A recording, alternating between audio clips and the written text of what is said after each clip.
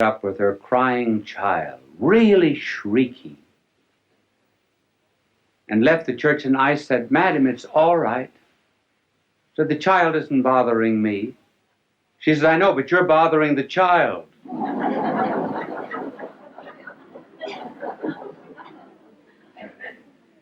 And I was giving a talk in Canada once on a Sunday, and I noticed that in the theater, there were a number of people, men, taking up a collection. And when they finally came up to the front row, where I could see them very well, I leaned over and I said to one of them, I said, "What's the idea of taking up a collection during this lecture?" He said, "To get better speakers for next year."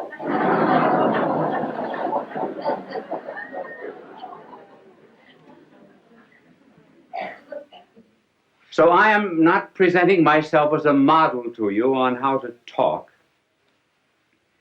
It's just merely that there have been so many letters coming to me asking me to give a few suggestions that I will give them to you. They are only personal. They may not apply to everyone, but I will give them to you for what they are worth. If I can talk now, I certainly couldn't always talk. There came a turning point in my life. It was in college when I was a freshman. I was on the debating team, which was in the college that I attended a great honor because they put a tremendous premium on debating. I thought I was good because, after all, I was picked as a freshman. I had to be good. And the night before the debate with Notre Dame University, the coach of our debating team, Father Bergen, called me over to his office and he said, "You are the worst talker we've ever had in this college." Well, that was a terrible shock to me. I said, "Well, if I'm so terrible, why did you pick me on the team?" He said, "Because you can think, not because you can talk." But he said, "You're going to learn to talk before you leave this room. Take a paragraph out of that speech, any paragraph you like." I remember we were talking on the Merchant Marine. I'll never forget, the paragraph began, "I think it needs no argument to prove," and so forth. So he said, "Stand up there against the wall," which I did. Now he said, "Go over that paragraph." At the end of it, he said, "Do you see your mistake?" I said, "No." "Go over it again." Went over it 1 hour, 2 hours, 2 hours and a half. I was dead. So was he. And every 2 or 3 minutes, when I finished it, he would say, "Do you see your mistake?" I said, "No." But being naturally quick, after 2 hours and a half, I saw it. He said, "Do you see your mistake?" I said, "Yes, I think I do. I'm not natural." He said, "That's right. That's all." And he dismissed me. You notice how often speakers, as soon as they get up in a platform, or ministers or priests in the pulpit, everything changes, their voice changes, their attitudes, their poses. I think many prayers that we say are, we're not talking to God. We're talking to an audience, particularly prayers at banquets, and inaugurations, and so forth. And we put on artificial poses. "Oh God, we ask thee to send down upon us thy benediction, thy blessing upon the sailors who are at sea, the merchants at their counting table, the lawyers at their bar." Well, that's not the way people talk. So, being natural and preparing a talk, what would be some suggestions? Now, the way I prepare a talk is not perhaps the way everyone would want to do it, but I can only give you my way. In order to prepare a talk, one must do a tremendous amount of reading. Each one of these telecasts of mine would represent between 20 and 40 hours of study. When I get through, what have I got? Nothing but a bits of yellow pages. I think I have one in my pocket. But before I show it to you, I will tell you what I do. I study, I do research, and I begin to understand the subject. Then, when it gets into my head, I begin to write out points. Generally just 3 or 4 points that I'm going to talk about. I will only write out the heading. And then I will tear up the paper and then rethink what I was saying, so that when I prepare a telecast, there must be 20, 30 to maybe 100 pages that are torn up. And then the closer I get to the end, the smaller the pages are. This is this telecast. And I brought it out here, not because I'm going to refer to it, but just simply because it shows you the points, how small the points are. And by doing a tremendous amount of study, the mind creates an atmosphere for the talk. There is much more air round about us than ever gets into the lung. There's more food at the table than ever gets into our stomach. There are more things to see in nature than ever comes into the eye. And so when one rises to give a talk, one should have an atmosphere, a certain ambient knowledge round about that one can pull in this idea or that, as it were, from the air while you're talking. So that instead of writing out the speech, word for word beforehand, and then memorizing it like this, one thinks it from the head out. That's the reason you tear up the paper, so you don't have any information. You have to think it. Then you write down the ideas again. Well, by the time you get up to talk, you've already given the speech 10 or 15 times. And incidentally, it isn't a bad idea sometimes to talk out loud. If you can find a place in this day and age where you can walk and talk out loud without being counted crazy. How often, for example, students are asked to explain something. They think they know the lesson. When they get up, it's not there. And why? Because they were consecrated and dedicated to a dead page. Never went through their mind.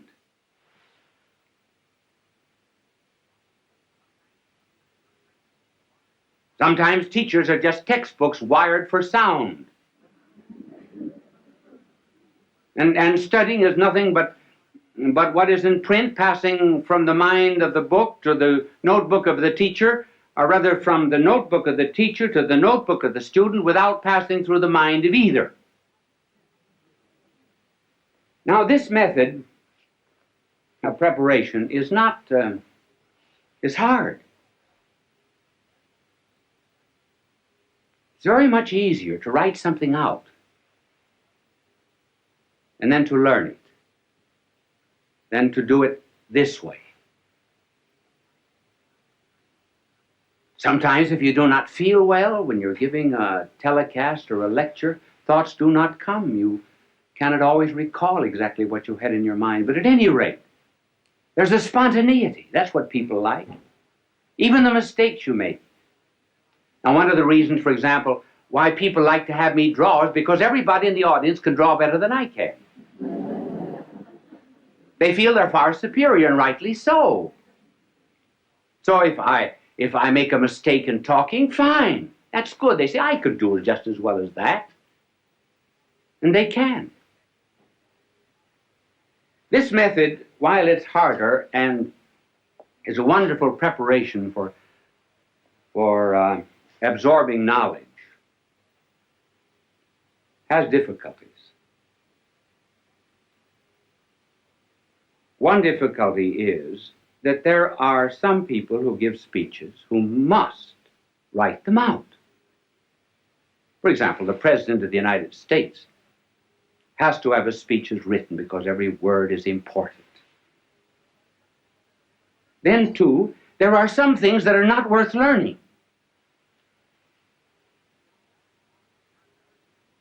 John Barrymore, for example, would commit all the lines of Shakespeare by heart.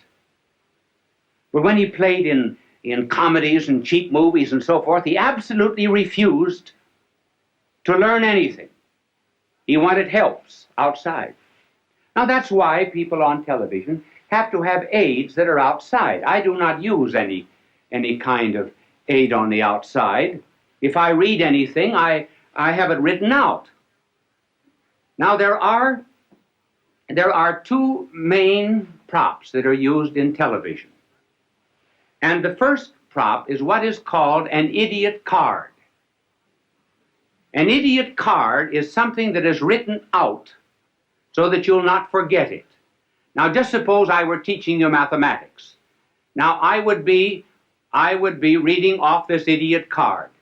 And I would say to this vast television audience, 2 plus 2 equals 4. 2 plus 1 equals 3. 3 plus 3 equals 6. See, I don't forget it that way. Wonderful, isn't it? Now, you can... thank you for the idiot card. It was not an idiot that held it. It's only the card that's an idiot. And it's impossible for people who are constantly appearing, for example, on television, to study their lines or their commercials, and so they have to have them written out on these cards. But you can always tell, if you just look closely at anybody who's using an idiot card. This is generally the way.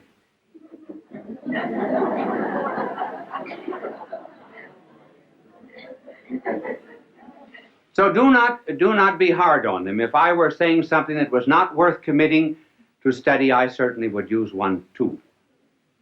Now there's another prop which is better, and that is what is called a teleprompter. And a teleprompter will have a whole speech on it. For example, when you hear people giving speeches on television, 999 out of 1,000 are using a teleprompter if they do not have the paper before them. Many of the commercials which you hear are written on teleprompters. And a teleprompter rolls. Now, I was watching a television show once where the teleprompter got caught. And that's kind of hard. Now, for example, if I were using a teleprompter and I didn't know my lines, now this is exactly what I would have written out. My name is Bishop Fulton J. Sheen. My address is 366 Fifth Avenue, New York. See, then I don't forget. Now, this is the teleprompter. These are some of the aids that are used in television, and television simply could not exist without them. And they are helpful, too, simply because one is apt to forget. Many times, you're standing before a television camera, momentarily I can't think of the next point. Well, I'll throw in a story or something till it comes back to me. You don't know it, but I do. I don't get too embarrassed. I don't get flustered because I can't remember it. I remember, I was giving a talk once in Ireland at the Eucharistic Congress. I've forgotten when it was, sometime, a long time ago. If there was ever a time in my life I wanted to do well, it was then. And I was reciting a poem that I know just as well as I know the Our Father. It was a poem written by an Irishman, Joseph Mary Plunkett. And the poem was, I see his blood upon the rose, and in the stars, the glory of his eyes. His body gleams amid eternal snows. His tears fall from the skies. I see his face in every flower. The thunder and the singing of the birds are but his voice. And carven by his power, rocks are his written words. And I forgot the next line. The reason I forgot was because I had said something before that the audience seemed to have taken politically. I didn't want it to have political significance. So while I was reciting this poem, I was giving myself an intellectual spanking. And I spanked myself so hard that when I got to the 9th line of this poem, I forgot.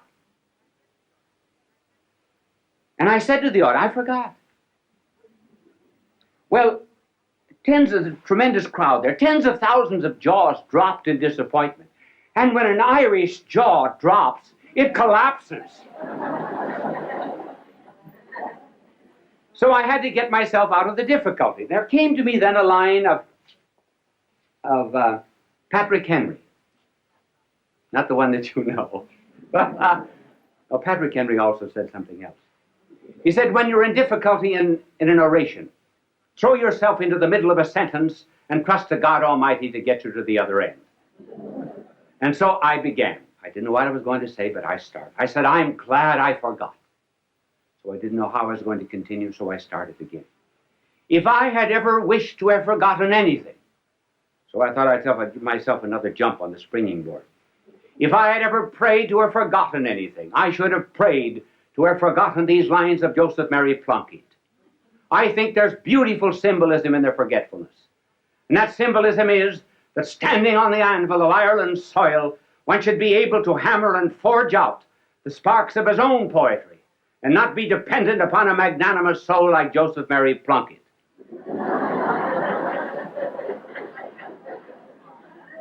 I got no credit for it afterwards because the audience said that was a great trick, pretending you forgot.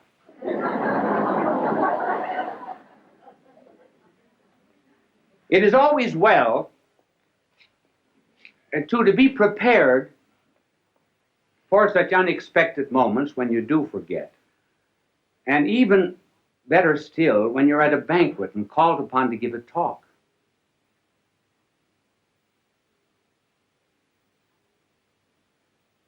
And you have to begin with something that is not too heavy. In fact, one should always begin with something that's not too heavy. For example, you just simply cannot begin a speech by saying, ladies and gentlemen, accipitur frontalis, the convoluted convolutions, the metaphorical obliquarum pelviarum. That's a little too serious. You have to start with something that's common to the audience.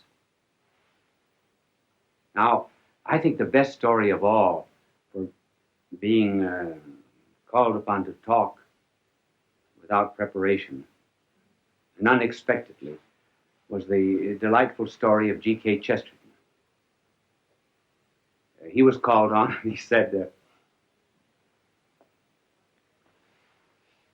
during the days of the persecution of the Christians, 2 Christians were out in the Colosseum. And some lions that had been released for 12 days, had been starved for 12 days, were released in their cages. They bounded out across the Flavian sands, were about to precipitate themselves upon the poor Christians. When the Christians reached out their arms, put them around the lion's neck, and began to say something in the lion's ear. Well, the emperor was furious. He came for blood, not comedy, because the lions went back again to their cages without touching the Christians. So the emperor, being furious, ordered other lions that had been starved for 4 weeks released. They bounded out after their prey, were about to precipitate themselves upon the Christians, and the Christians reached out their arms, put them around the lion's neck, whispered something in the lion's ear, and the lions left them and went back again to their cages. The emperor sent for the Christians. What are you doing to my starving lions? Nothing. Nothing but whispering something. But what do you whisper? The Christian said, we say, after this meal, you have to give a speech.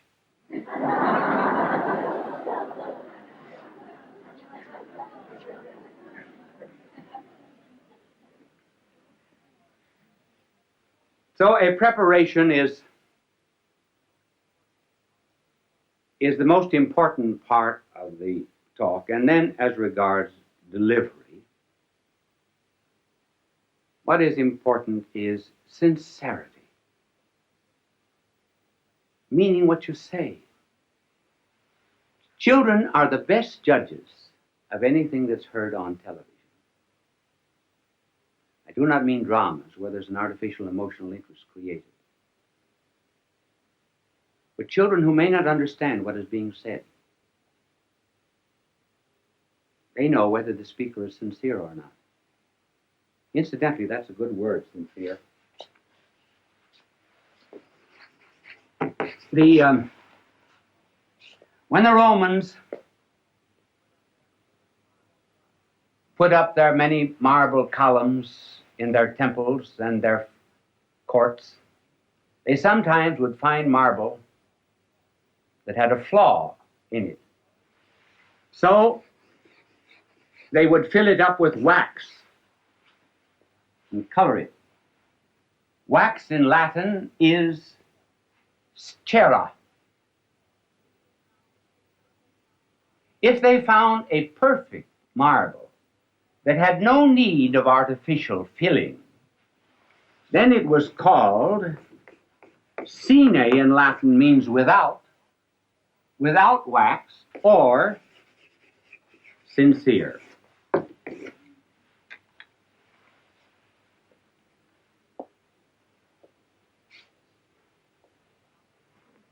This is about the only suggestion that I would give for delivery. One just simply feels what's in his heart, that's all.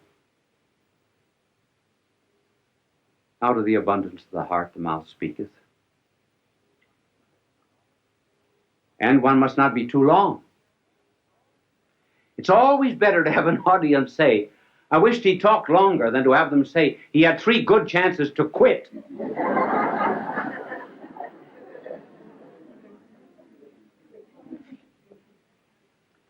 And then in the communication of any idea, the secret of a good talk is the secret of fire. Fire has 2 qualities, heat and light.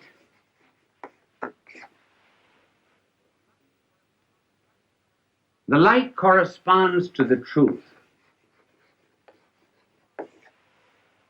The heat corresponds to the zeal, to the passion, to the fire.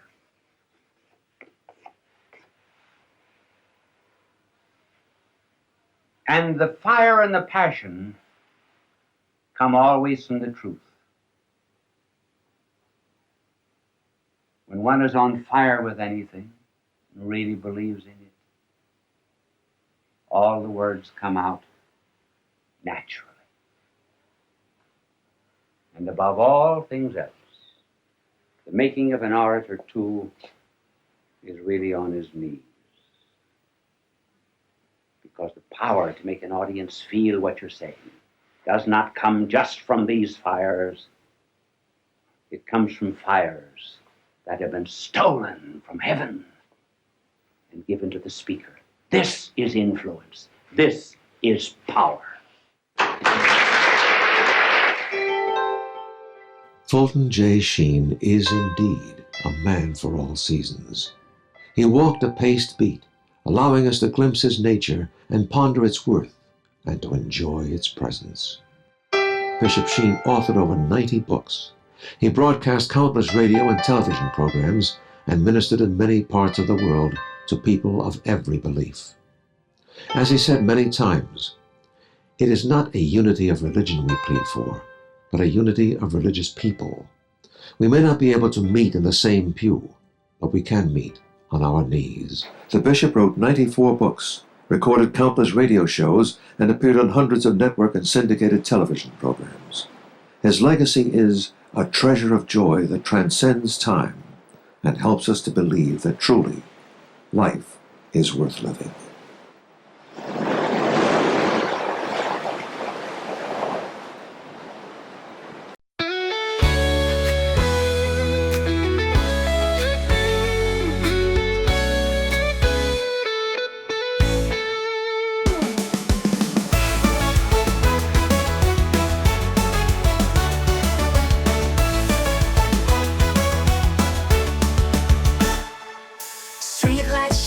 Michigan's tide. Neon dreams paint the city side by side. Got my boombox thumping, hairspray in the air. Tonight's the night, baby, anything can happen, I swear. He's got eyes like fire, a smile like a summer day. And when he looks at me that way, my heart just starts to sway. He's across the room, but I know what he's thinking. Underneath this disco ball, our hearts are gonna be linking. When he's sitting nice, hearts beating like a drum. Got that magic feeling, something beautiful's begun. He's holding out his hand under the neon glow. Tonight we're gonna rewrite the stars, baby, don't you know? We're cruising down Lakeshore Drive, radio blasting our song.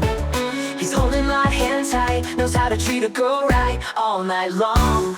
We're young, we're wild, got the whole world at our feet. This feeling's electric, baby, can't you feel the heat?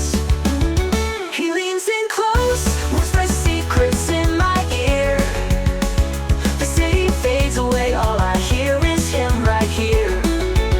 Fireworks in my soul, this moment's meant to be.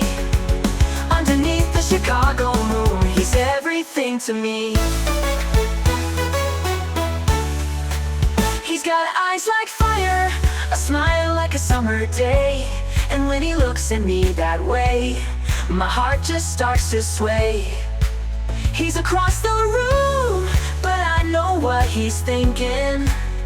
Underneath this disco ball, our hearts are gonna be linking. When he's sitting nice, hearts beating like a drum. Got that magic feeling, something beautiful's begun. He's holding out his hand under the neon glow. Tonight we're gonna rewrite the stars, baby, don't you know?